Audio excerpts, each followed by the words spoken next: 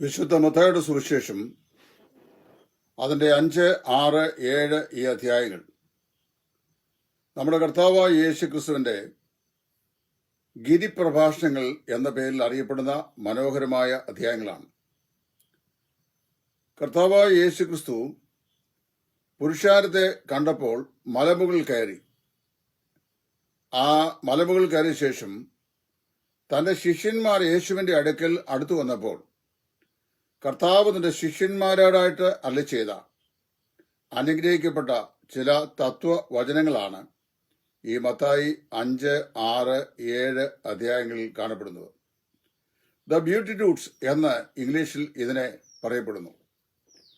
വിശ്വ ചരിത്രത്തിൽ വേദപുസ്തകത്തിന്റെ അനുഭാവികളല്ലാത്ത ആളുകൾ പോലും, എന്ന് പറഞ്ഞാൽ ക്രൈസ്തവരല്ലാത്ത ആളുകൾ പോലും, നമ്മുടെ കർത്താവായ യേശു ക്രിസ്തു മത്തായി 5, 6, 7 ഈ അധ്യായങ്ങൾ പഠിപ്പിച്ച തത്വചിന്തകളെ വായിക്കുകയും പഠിക്കുകയും അപഗ്രഥിക്കുകയും അതിനെ അനുധാവനം ചെയ്യുകയും ചെയ്തിട്ടുണ്ട്.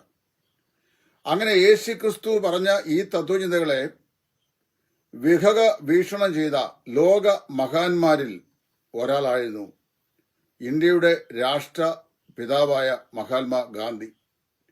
അദ്ദേഹത്തിന്റെ ജീവിതാനുഭവ കുറിപ്പുകളിൽ അദ്ദേഹം എഴുതിയിരിക്കുന്നത്, ലോകത്തിലെ ഏതൊരു തത്വചിന്തകൻ ലോകത്തിന്റെ ഏത് ചരിത്രഭാഗത്ത് നിന്ന് പറഞ്ഞിട്ടുള്ളതിനേക്കാളും ഇത്രയധികം ധാർമ്മികമായ മൂല്യങ്ങളുള്ള, സദാചാര മൂല്യമുള്ള, മനുഷ്യ മനസ്സുകളെ ചിന്തിപ്പിക്കുന്ന ലോകത്തിലെ ഒരു വിശ്വഗുരുവും പറഞ്ഞതിനേക്കാൾ ഏറ്റവും ശ്രേഷ്ഠമായിരിക്കുന്ന വചനങ്ങളാണ് കർത്താവായ യേശു ഈ ഗിരിപ്രഭാഷണത്തിൽ സംസാരിച്ചുള്ളത് എന്നാണ്. അദ്ദേഹത്തിന്റെ വ്യക്തിപരമാകുന്ന ജീവിതത്തിനെ മോൾഡ് ചെയ്യുവാൻ ഈ ഗിരിപ്രഭാഷണ വചനങ്ങൾ സഹായകമായി എന്ന് മഹാത്മാഗാന്ധി തന്നെ രേഖപ്പെടുത്തിയിട്ടുണ്ട്. ഞാൻ വളരെ ചെറിയ ഒരു വീഡിയോ ആണ് ഇപ്പോൾ പറയാൻ ആഗ്രഹിക്കുന്നത്. ദൈവം അനുവദിച്ചാൽ ഇതിന്റെ ഓരോ ഭാഗവും വരുന്ന ദിവസങ്ങളിൽ ഞാൻ ഓരോ വീഡിയോ ആയിട്ട് പറയാൻ ആഗ്രഹിക്കുകയാണ്. അതിന്റെ 3-ാം വാക്യത്തിൽ നമ്മുടെ കർത്താവായ യേശു ക്രിസ്തു ഇപ്രകാരം പറഞ്ഞു: ആത്മാവിൽ ദരിദ്രരായവർ ഭാഗ്യവാന്മാർ, സ്വർഗരാജ്യം അവർക്കുള്ളത്. ആത്മാവിൽ ദരിദ്രരായവർ ഭാഗ്യവാന്മാർ, സ്വർഗരാജ്യം അവർക്കുള്ളത്. ഈ വചനഭാഗത്തെ 2 ഭാഗമായി ഞാൻ വിഭജിക്കാൻ ആഗ്രഹിക്കുന്നു. ഒന്ന്, എന്താണ് ആത്മാവിൽ ദരിദ്രരായിരിക്കുക എന്ന് പറയുന്നത്? 2, സ്വർഗരാജ്യം എന്ന് പറഞ്ഞാൽ എന്താണ്? ഈ 2 കാര്യങ്ങൾ ഈ പരിമിതമായ വാക്കുകളിലെ വീഡിയോയിൽ ഞാൻ അപഗ്രഥിപ്പാൻ ആഗ്രഹിക്കുകയാണ്. ആദ്യമായി ഞാൻ നിങ്ങളുടെ വിലപ്പെട്ട ശ്രദ്ധ അതിന്റെ 1-ാം ഭാഗത്തേക്ക് ഞാൻ ഇൻവൈറ്റ് ചെയ്യുന്നു. അവിടെ പറയുന്ന ആത്മാവിൽ ദരിദ്രരായവർ ഭാഗ്യവാന്മാർ എന്നാണ്. എന്താണ് ഈ ആത്മാവിലെ ദരിദ്രാവസ്ഥ? നാം ഒന്നുമല്ല, നാം യാതൊന്നും ആയിട്ടില്ല, നമുക്ക് യാതൊന്നുമില്ല, നാം നമ്മിൽ തന്നെ വളരെ കുറവുള്ളവരാണ്, ബലഹീനരാണ്, അപ്രാപ്തരാണ്, അശക്തരാണ് എന്ന ദൈവസേനയിൽ സമ്മതിക്കുന്ന മനോഭാവത്തെയാണ് വാസ്തവത്തിലെ ആത്മാവിലെ ദാരിദ്ര്യം എന്ന് പറയുന്നത്. 2 സംഭവങ്ങൾ, ഒരുപാട് സംഭവങ്ങളുണ്ട്. 2 സംഭവങ്ങൾ പഴയ നിയമ താളുകളിൽ നിന്ന് ഇതിനോട് അഡാപ്റ്റ് ചെയ്യുവാൻ ഞാൻ ആഗ്രഹിക്കുകയാണ്. 1-ാമത്തെ വിഷയം പഴയ നിയമ കഥാപാത്രമാകുന്ന യാക്കോബാണ്. ആ യാക്കോബിനെ നമുക്കറിയാമല്ലോ. അവൻ അപ്പനെ കളിപ്പിച്ച് അനുഗ്രഹം വാങ്ങി, ജ്യേഷ്ഠനെ കബളിപ്പിച്ച് ജ്യേഷ്ഠാവകാശം വാങ്ങി, സ്വസ്ഥത നഷ്ടപ്പെട്ട് സ്വന്തം ദേശത്ത് നിന്ന് തന്റെ അമ്മാച്ചന്റെ വീട്ടിലേക്ക് പദ്ദൻഅരാമിലേക്ക് താൻ ഭയപ്പെട്ട് പ്രയാണം ചെയ്യുകയാണ്. ആ യാത്രയില് ആകെ കൂടെ ഒന്നും കയ്യിലെടുക്കാൻ സാധിച്ചില്ല. കാരണം ജ്യേഷ്ഠനെ കുറിച്ചുള്ള ഭയം, മരണഭയം. അപ്പനെ കളിപ്പിച്ച് അനുഗ്രഹം വാങ്ങിയതാണ്, ജ്യേഷ്ഠനോട് ജ്യേഷ്ഠാവകാശവും വാങ്ങിയതാണ്, ഒരു പാത്രം പായസം കൊടുത്ത്. പ്രാണഭയത്തിലായി താന് ഈ പദ്ദൻഅരാമിലേക്ക് ഓടിപ്പോവുകയാണ്. എങ്ങനെ ഇങ്ങനെ ഒറ്റയ്ക്ക് പോകാൻ സാധിച്ചു അല്ലെങ്കിൽ പോയി എന്നും ചോദിച്ചാൽ എനിക്ക് തന്നെ മനസ്സിലാക്കാൻ സാധിച്ചിട്ടില്ല. അങ്ങനെ താൻ ഓടിപ്പോകുമ്പോൾ അവിടെ വായിക്കുന്നത് ഇങ്ങനെയാണ്: അവന് ലൂസ് എന്ന് പറയുന്ന ഒരു സ്ഥലത്തെത്തി. അവിടെ വെച്ചൊരു ദർശനം കണ്ടു. ആ ദർശനത്തിൽ അത് യഹോവയുടെ സ്ഥലം, ഭവനം എന്നവൻ മനസ്സിലാക്കി. അതിനവൻ ബഥേൽ എന്ന് പേരിട്ടു. അവിടെ വെച്ച് ദൈവത്തോട് അവൻ ചില പ്രതിജ്ഞകൾ ചെയ്തു. ആ പ്രതിജ്ഞകൾ ദൈവം അവനോടുകൂടെ ഇരുന്ന് അവനെ സഹായിക്കുകയും അവനെ ക്ഷേമത്തോടെ സൂക്ഷിക്കുകയും സമാധാനത്തോടെ മടക്കി വരുത്തുകയും ചെയ്യുവാൻ വേണ്ടി അവൻ ദൈവത്തോട് അറിയിക്കുന്ന ചില അപേക്ഷകളാണ്. ഈ അപേക്ഷകളെല്ലാം അറിയിച്ച് ആ ദർശനത്തിന്റെ താഴ്വരയിൽ അതിരാവിലെ അവൻ ഉണർന്ന് എഴുന്നേറ്റ് താൻ തലയണയായി വെച്ചിരുന്ന കല്ല് തൂണായി നിർത്തി അതിന്മേൽ എണ്ണ പകർന്ന് അദ്ദേഹം വിളക്ക് കത്തിച്ച് പ്രാർത്ഥിച്ച ശേഷം പദ്മനാഭനിലേക്ക് പോവുകയാണ്. അങ്ങനെ പോയി 20 വർഷക്കാലം അദ്ദേഹം പോകുന്നുണ്ട്. താൻ അങ്ങോട്ട് പോകുമ്പോൾ പ്രവാസദേശത്തെയും അതുപോലെ തന്നെ വാഗ്ദത്ത ദേശത്തെയും തമ്മിൽ വിഭജിക്കുന്ന ഒരു തോടുണ്ട്. ഒരു നദി പോലെയുള്ള ഒരു തോടാണ്. അല്പം വലിപ്പം കൂടിയ ഒരു ബ്രൂക്കാണ്. ആ ബ്രൂക്ക് നല്ല ഒഴുക്കുള്ളതാണ്. നല്ല വെള്ളമുള്ള ഒരു തോടാണ്. ആ തോട് കടന്നാണ് അദ്ദേഹം അങ്ങോട്ട് പോകുന്നത്. ഈ തോടാണ് വാസ്തവത്തില് വാഗ്ദത്ത ദേശമായ കനാൻ ദേശത്തെയും പ്രവാസദേശമായ പദ്മനാഭനെയും തമ്മിൽ വേർതിരിക്കുന്നത്. ഈ തോടിന്റെ മറുകരയിലേക്ക് താൻ പോകുമ്പോൾ തന്റെ കയ്യിൽ ആകെ ഉണ്ടായിരുന്ന ഒരു നിക്ഷേപം ഒരു വടി മാത്രമായിരുന്നു. ഞാനിത് വളരെ വാസ്തവത്തില് ഓർക്കാറുണ്ട്. ഒരു വടി മാത്രമാണ് തന്റെ കയ്യിലുണ്ടായിരുന്നത്. അവൻ അവിടെ പോയി 20 നീണ്ട വർഷങ്ങൾ അവിടെ കഴിഞ്ഞു. 20 നീണ്ട വർഷങ്ങൾ കഴിഞ്ഞ് ഒന്നുമില്ലാത്തവനായി ഒഴിഞ്ഞവനായിട്ട് പോയിട്ട് നിറഞ്ഞവനായി അദ്ദേഹം 20 വർഷ ശേഷം മടങ്ങി വരികയാണ്. അങ്ങനെ മടങ്ങി വരുമ്പോൾ തനിക്ക് റാഹേല്, ലേയ എന്ന് പറയുന്ന 2 ഭാര്യമാരും പിന്നെ 2 വെപ്പാട്ടിമാരും ഉണ്ട്. അവരിൽ എല്ലാവരിലും കൂടി തനിക്ക് 12 മക്കളുമുണ്ട്. കൂടാതെ ഒരുപാട് ദാസന്മാരുണ്ട്. ധാരാളമായി 20 വർഷം കൊണ്ട് സമ്പാദിച്ച മൃഗസമ്പത്തുണ്ട്. ആടുമാടുകൾ ധാരാളമായിട്ടുണ്ട്. അങ്ങനെ പുത്ര കളത്ര സൗഭാഗ്യത്തോടും ആടുമാടുകളോടും ബഹുസമ്പത്തോടും പിന്നെ ലാബാന്റെ ഭവനത്തിൽ താൻ അപകരിച്ച ആധാര വസ്തുക്കൾ, അതായത് ഗ്രഹബിംബം, ഇതെല്ലാമായിട്ട് താന് 20 വർഷത്തിന് ശേഷം മടങ്ങി വരികയാണ്. മടങ്ങി വന്ന് അദ്ദേഹം യബോക്ക് കടവ് കടന്ന് യാതൊരു കടവ് കടന്ന് അക്കരെ പോയോ എപ്പോൾ അദ്ദേഹത്തിന്റെ കയ്യിൽ വടിയുണ്ടായിരുന്നോ വടിയുമായി അദ്ദേഹം കടന്നു. അദ്ദേഹം തിരിച്ച് ഇക്കരയ്ക്ക് വരുമ്പോൾ ഉഷസ്സാകുവോളം തന്നോട് മല്ല് പിടിച്ച ഒരു ദൂതനെ കുറിച്ച് അവിടെ വായിക്കുന്നുണ്ട്. ആ ദൂതൻ അവനോട് കേണപേക്ഷിച്ചു, എന്നെ വിടുക, ആകാറാകുന്നല്ലോ, ഞാൻ പോകട്ടെ എന്ന് പറയുമ്പോൾ, നീ എന്നെ അനുഗ്രഹിച്ചല്ലാതെ ഞാൻ നിന്നെ വിടുകയില്ല എന്ന് പറഞ്ഞ് അവൻ ദൂതനെ കെട്ടിപ്പിടിച്ചു. അങ്ങനെ ദൈവത്തിന്റെ ദൂതനിൽ നിന്ന് അനുഗ്രഹം കൂടെ വാങ്ങി അവന് തിരിച്ചു വരുമ്പോൾ ഹൃദയം തകർന്ന് തന്റെ പൂർവ്വകാലത്തെ 20 വർഷത്തേക്ക് അദ്ദേഹം തിരിഞ്ഞു നോക്കിയിട്ട് തന്റെ ജീവിതത്തിന്റെ നിസ്സഹായ അവസ്ഥയെ അദ്ദേഹം കണ്ടു.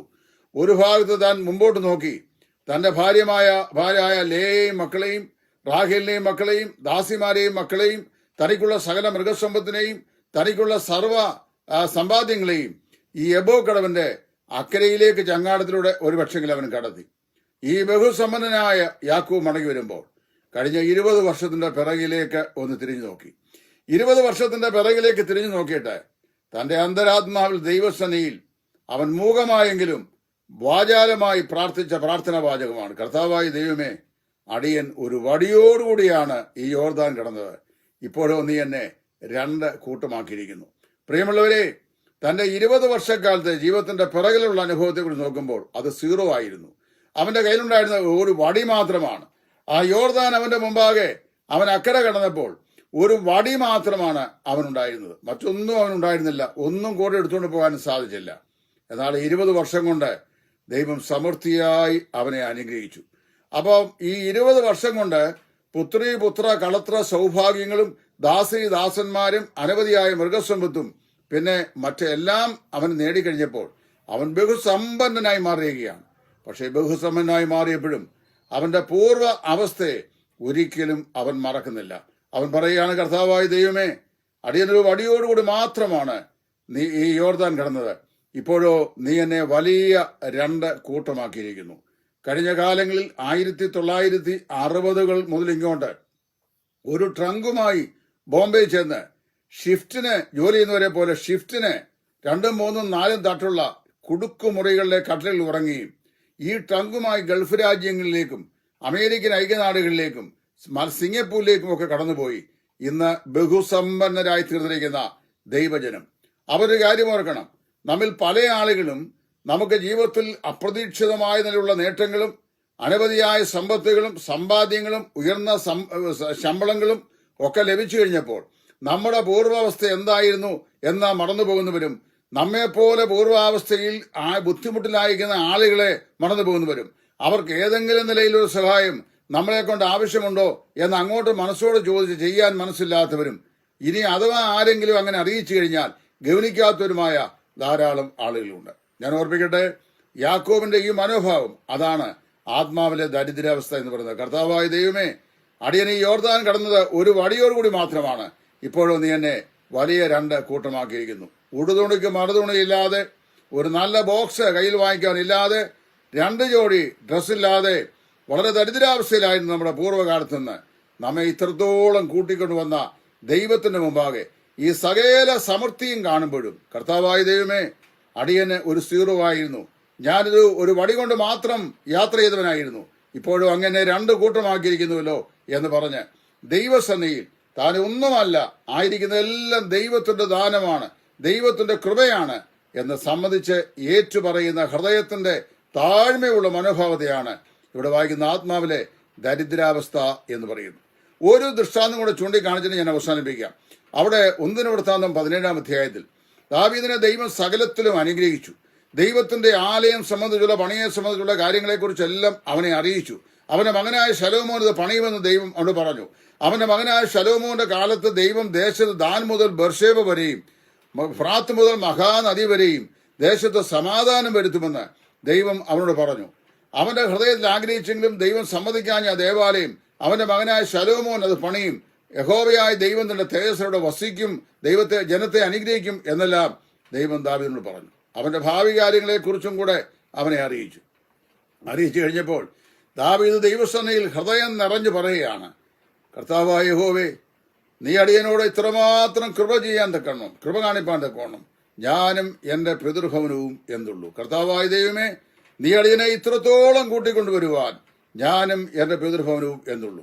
പുറകോട്ട് തിരിഞ്ഞു നോക്കിയപ്പോൾ തന്റെ മക്കളിൽ, ഇശായിയുടെ മക്കളിൽ 6 പേരെയും അയോഗ്യരായി തള്ളിയിട്ട് ഇനി ഒരു ബാലകനുണ്ട്, അവന് കാട്ടിൽ ആടുകളെ മേയ്ക്കുകയാകുന്നു, അവനെ ആണോ ഇസ്രായേലിന്റെ രാജാവായി തിരഞ്ഞെടുക്കാൻ പോകുന്നത് എന്ന് അതിശയിച്ച് അവനെ കൊള്ളത്തില്ല എന്ന് മാതാപിതാക്കളും ഒരുപക്ഷെങ്കിലും നിരൂപിച്ചിട്ടായിരിക്കണം. ഇനി ഒരു മകനുണ്ട്, അവന് പുൽപ്പുറങ്ങളിൽ ആടുകളെ മേയ്ക്കുകയാണെന്ന് പറഞ്ഞ് ബാലകനായ 17 വയസ്സുകാരനെ വിളിച്ചു വരുത്തി. മാതാപിതാക്കൾ ഒരുപക്ഷെങ്കിൽ അവനെ അയോഗ്യനായി കണ്ടു എന്ന് ഞാൻ ചിന്തിക്കുന്നു. കാരണം അതുകൊണ്ടാണ് ദാവീദ് സങ്കീർത്തനം പറയുമ്പോൾ ഇങ്ങനെ പറയുകയാണ്, എന്റെ അപ്പനും അമ്മയും കൂടെ എന്നെ ഉപേക്ഷിച്ചു, എങ്കിലും യഹോവേ നീ എന്നെ ചേർത്തുകൊണ്ടു, ആടുകളെ മേയ്ക്കുന്ന ജോലിയിൽ നിന്ന് നീ എന്നെ കൂട്ടിക്കൊണ്ടുവന്നു, ഇസ്രായേലിന്റെ സിംഹാസനത്തിൽ രാജാവായി നീ എന്നെ ഇരുത്തി. ഇത് ദാവീദ് തന്നെ പറയുന്ന അനുഭവ സാക്ഷ്യമാണ്. അപ്പൊ വാസ്തവത്തില് ഇശായിയോട് പറഞ്ഞു വേഗത്തിൽ ആളയച്ചവനെ വരുത്താൻ. അവൻ വന്നു, കയ്യില് ഒരു തെറ്റാലിയൊക്കെ ഉണ്ട്, ഒരു കൊച്ചു ബാലകനാണ്. ആ ബാലനെ കണ്ടു കഴിഞ്ഞപ്പോൾ ഇവൻ തന്നെ ഇസ്രായേലിന്റെ രാജാവ്, ഇവനെ അഭിഷേകം ചെയ്യുക എന്ന് ശമൂവേലിനോട് ദൈവം പറഞ്ഞു. അവൻ തൈലക്കൊമ്പെടുത്ത് അവനെ അഭിഷേകം ചെയ്തു, ഇസ്രായേലിന്റെ രാജാവാക്കി. പ്രിയമുള്ളവരെ, ആ ഉന്നതമായ സ്ഥാനത്ത് രാജസിംഹാസനത്തിൽ ദൈവത്തിന്റെ വിവിധങ്ങളായ അരുളപ്പാടുകൾ പ്രാപിച്ച് അനവധി സങ്കീർത്തനങ്ങൾ എഴുതി തന്റെ മകനായ ശലോമോന്റെ കാലത്തെ ഐശ്വര്യത്തെ സംബന്ധിച്ചും ദേവാലയത്തിന്റെ നിർമ്മാണത്തെ സംബന്ധിച്ചും ഉള്ള എല്ലാ കാര്യപരിപാടികളും ദൈവം അവന് വെളിപ്പെടുത്തി കൊടുത്ത് ഏറ്റവും ഉന്നതമായ സ്ഥാനത്ത് അവനായി ഉപവിഷ്ടനായ സമയത്തും അവന്റെ ഹൃദയം ദൈവസ്ഥനിൽ ഏറ്റവും താഴ്മയും വിനയമുള്ളതായെന്ന് പറയുകയാണ്. കർത്താവായ യഹോവേ, നീ എന്നെ ഇത്രത്തോളം കൂട്ടിക്കൊണ്ടുവരുവാൻ ഞാനും എന്റെ പിതൃഭവനവും എന്തുള്ളൂ. നമ്മള് എത്രമാത്രം ഉന്നതമായ സ്ഥാനത്തായിരുന്നാലും ആയിത്തീർന്നാലും, എത്രമാത്രം നല്ല ശമ്പളം വാങ്ങുന്നവരായാലും, എത്ര അമ്പരചുംബികളായ വീടുകൾ പണിതവരായാലും, എത്ര വില കൂടിയ കാറുകൾ വാങ്ങിയവരായാലും, എത്ര സമ്പാദ്യവും ബാങ്ക് നിക്ഷേപവും ഉണ്ടായാലും, നമ്മുടെ പൂർവ്വകാല ജീവിതത്തിലേക്ക് തിരിഞ്ഞു നോക്കി ഞങ്ങൾ സീറോ ആയിരുന്നു, ഞങ്ങൾ ഒന്നുമില്ലാത്തവരായിരുന്നു, ഉടുതുണിക്ക് മറുതുണിയില്ലാത്തവരായിരുന്നു, നന്നായി 3 നേരത്തെ ആഹാരം കഴിക്കാൻ വകയില്ലാത്തവരായിരുന്നു, ഞങ്ങളുടെ മാതാപിതാക്കൾ കർഷകരായിരുന്നു, അവർ കഷ്ടപ്പെട്ടാണ് അവര് വയറ് മുറുക്കി ഉടുത്തുകൊണ്ടാണ് അവർ ഞങ്ങളെ വളർത്തിയത്, പഠിപ്പിച്ചത്, ഞങ്ങൾക്ക് ശുശ്രൂഷ ചെയ്തത്, ആഹാരം തന്നത്. ഞങ്ങൾ ഇന്ന് ആയിരിക്കുന്നതെല്ലാം ദൈവത്തിന്റെ ദാനമാണ്, ദൈവത്തിന്റെ കൃപയാണ്.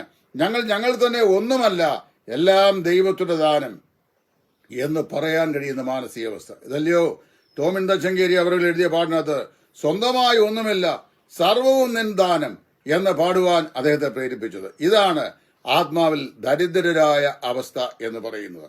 അപ്പൊ ഇവിടെ കർത്താവ് പറയുകയാണ് ശിഷ്യന്മാരുടെ, ആത്മാവിൽ ദരിദ്രരായ നിങ്ങൾ ഭാഗ്യവാന്മാർ. അതായത് നിങ്ങൾ ദൈവസന്നിധിയിലായിരിക്കുമ്പോൾ നിങ്ങൾ തന്നെ ആരുമല്ല എന്നും, നിങ്ങളായിരിക്കുന്നത് ദൈവത്തിന്റെ കൃപയാലും അനുഗ്രഹത്താലുമാണെന്നും, നിങ്ങൾ ഇന്ന് എത്തിയിരിക്കുന്ന ഈ സാഹചര്യം ദൈവം നിങ്ങൾക്ക് നൽകിയ നന്മയാണെന്നും, നിങ്ങൾ ഒന്നുമില്ലാത്തവരായിട്ടാണ് വന്നതെന്നും തിരിച്ചറിഞ്ഞിട്ട് ദൈവമുമ്പാകെ വിനയാന്വിതരായിരിക്കുന്ന ആ അനുഭവം, ആ ഹൃദയഭാവമുള്ളവർ, അതായത് ഞാനൊന്നും സ്വയമായി നേടിയിട്ടില്ല, എല്ലാം ദൈവത്തിന്റെ ദാനമാണ് എന്ന് തിരിച്ചറിയുന്ന തിരിച്ചറിവ്. അങ്ങനെയുള്ള അവസ്ഥയിൽ അവിടെ കർത്താവ് പറയുകയാണ്, അങ്ങനെയുള്ളവർ ഭാഗ്യവാൻ, അവരെയാണ് ആത്മാവിൽ ദരിദ്രരായവർ എന്ന് പറയുന്നത്. അവരാണ് ഭാഗ്യമുള്ളവർ, ദൈവസ്ഥലവർ ഭാഗ്യവാന്മാരാണ്. കർത്താവ് പറഞ്ഞു സ്വർഗരാജ്യം അവർക്കുള്ളത്. എന്താണ് ഈ സ്വർഗരാജ്യം? ഈ പുതിയ നിയമത്തിൽ ആവർത്തിച്ച് ഉപയോഗിക്കുന്ന രണ്ട് പദപ്രയോഗങ്ങളാണ് ദൈവരാജ്യവും സ്വർഗരാജ്യവും. ദൈവരാജ്യവും സ്വർഗരാജ്യവും ഒന്നാണോ രണ്ടാണോ? എന്തുകൊണ്ടാണ് ലൂക്കോസും മത്തോയും ഇനി ഈ രണ്ട് പദങ്ങൾ ഈ നിലയിൽ ഉപയോഗിച്ചിരിക്കുന്നത്? പല വേദവിദ്യാർത്ഥികളെയും കുഴപ്പിച്ചിട്ടുണ്ട്. യഹൂദന്മാർക്ക് ദൈവം എന്ന പേര് ഉച്ചരിക്കാൻ വളരെ ഭയമായിരുന്നു. മത്തായി സുവിശേഷം എഴുതുന്നത് യഹൂദന്മാർക്കാണ്, അതുകൊണ്ട് അവിടെയല്ല അവൻ സ്വർഗരാജ്യം എന്നെഴുതി. ലൂക്കോസ് യവനായർക്കാണ് എഴുതുന്നത്. യവനായർക്ക് ദൈവത്തെ സംബന്ധിച്ചുള്ള കൺസെപ്റ്റ് വളരെ വിശാലമാണ്, അത് ജ്ഞാനപരമാണ്, തത്വശാസ്ത്രപരമാണ്. അവർക്കത് ആ പേര് ഉച്ചരിക്കാൻ ഭയവുമില്ല. അതുകൊണ്ട് അവർക്ക് എഴുതുമ്പോൾ ദൈവരാജ്യം എന്ന് ലൂക്കോസും എഴുതി. മത്തായി സ്വർഗരാജ്യം എന്ന് എഴുതി, ലൂക്കോസ് ദൈവരാജ്യം എന്ന് എഴുതി. ഇതെന്താണ് ഈ സ്വർഗരാജ്യവും ഈ ദൈവരാജ്യവും? ഞാൻ ഒറ്റ വാക്കിൽ പറയാം. റോമാലേഖനത്തിൽ അപ്പോസ്തലനായ പൗലോസ് പറയാണ്, ദൈവത്തിന്റെ രാജ്യം ഭക്ഷണവും പാനീയവും അല്ല, നീതിയും സമാധാനവും പരിശുദ്ധാത്മാവിൽ സന്തോഷവും അത്രേ. അതായത് ദൈവത്തിന്റെ നീതിയും ദൈവ സമാധാനവും പരിശുദ്ധാത്മാവിലുള്ള സന്തോഷവും ക്രിസ്തീയ ജീവിതത്തിൽ അനുഭവിക്കുന്ന സ്വർഗീയ അനുഭവത്തെയാണ് വാസ്തവത്തിൽ സ്വർഗരാജ്യം അല്ലെങ്കിൽ ദൈവരാജ്യം എന്ന് പറയുന്നത്. ഇവിടെ കർത്താവ് പറഞ്ഞു, നിങ്ങൾ ആത്മാവിൽ ദരിദ്രരായി കഴിയുമ്പോൾ, അതായത് ഞങ്ങൾ തന്നെ ആരുമല്ല, ഞങ്ങൾ നിസ്സഹായന്മാരാണ്, നിസ്സാരന്മാരാണ്, ഒരു വടി കൊണ്ട് മാത്രം യാത്ര പുറപ്പെട്ടവരാണ്, ഒന്നുമില്ലാത്തവനാണ്, ഒരു തെറ്റാലിയും കൊണ്ട് ജീവിതം നയിച്ചു വന്നവനാണ്. അവിടുന്നാണ് ഈ സ്ഥാനത്തേക്ക് കൂട്ടിക്കൊണ്ടുവന്നിരിക്കുന്ന കർത്താവായ ദൈവമേ, ഇതിന് ഒരു അർഹതയും എനിക്കില്ല എന്ന ദൈവസന്നയിൽ താണ് സമ്മതിച്ച് സകല താഴ്മയോടും വിനയത്തോടും കൂടെ ഹൃദയസ്ഥിതി ദൈവസന്നെ താഴ്ത്തി പറയുന്ന അനുഭവത്തിലേക്ക് വരുമ്പോൾ അവിടെ എന്തോ ഉണ്ടാവും? ദൈവത്തിന്റെ നീതിയും ദൈവത്തിന്റെ സമാധാനവും ദൈവത്തിന്റെ സന്തോഷവും സംതൃപ്തമായി നിറഞ്ഞു കവിയും. ആ അനുഭവത്തെയാണ് സ്വർഗരാജ്യം എന്ന് പറയുന്നത്. ഇവിടെ കർത്താവ് പറഞ്ഞു, ഇവിടെ പറയാണ് ആത്മാവിൽ ദരിദ്രരായവർ ഭാഗ്യവാന്മാർ, സ്വർഗരാജ്യം അവർക്കുള്ളത്. നമുക്കുള്ളതെല്ലാം ദൈവത്തിന്റെ ദാനമാണ്. നാം നമ്മിൽ തന്നെ സീറോയാണ്. സകലത്തിനും കാരണം കർത്താവാണ്. എല്ലാ മഹത്വവും അവനാണ്, ഞാൻ ഒന്നുമില്ലാത്തവനാണ് എന്ന് ദൈവസ്ഥനിൽ സമ്മതിക്കുന്ന അനുഭവം ഉണ്ടാകുമ്പോൾ കർത്താവിന്റെ നീതിയും കർത്താവിന്റെ സമാധാനവും കർത്താവിന്റെ സന്തോഷവും നമ്മുടെ അന്തരാത്മാവിൽ നിറഞ്ഞു കവിയും. സംതൃപ്തമായിരിക്കും നമ്മുടെ ജീവിതം, സന്തുഷ്ടമാകും നമ്മുടെ ജീവിതം. കർത്താവ് പറഞ്ഞു, ആത്മാവിൽ ദരിദ്രരായവർ ഭാഗ്യവാന്മാർ, സ്വർഗരാജ്യം അങ്ങനെയുള്ളവർക്ക് ഉള്ളത് അല്ലോ. കർത്താവ് പറഞ്ഞ ഈ അനുഗ്രഹിക്കപ്പെട്ട ഭാഗ്യവാന്മാരുടെ പട്ടിക വരും ദിവസങ്ങളിൽ കർത്താവിന് വെച്ചാൽ ഒന്നൊന്നായി ചിന്തിപ്പാൻ ദൈവത്തിന്റെ പരിശുദ്ധാത്മാവ് നമ്മെ ഏവരെയും സഹായിച്ച് അനുഗ്രഹിക്കട്ടെ. ഈ എളിയ ചിന്തകൾ നിങ്ങൾക്ക് ഏവർക്കും ആശ്വാസമായി ഭവിക്കട്ടെ എന്ന് പ്രാർത്ഥിച്ചുകൊണ്ട് തൽക്കാലം നിർത്തുന്നു. ദൈവനാമം എന്നേക്കും മഹത്വപ്പെടുമാറാകട്ടെ.